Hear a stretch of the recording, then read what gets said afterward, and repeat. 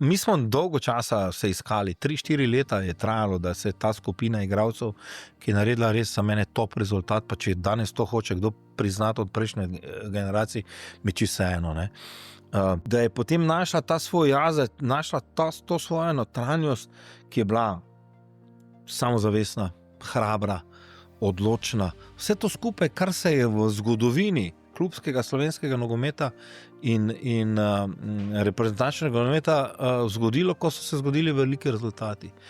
Moje gledanje, danes Celje, pa to ni neka svetovna kvaliteta, da oni deklasirajo favorite. Ta samozavest, to prepričanje v uspeh, ta način vodenja, ki jim daje sigurnost, da če bo izgubili, bojo pač jutri dalje igrali. To je meni zelo všeč.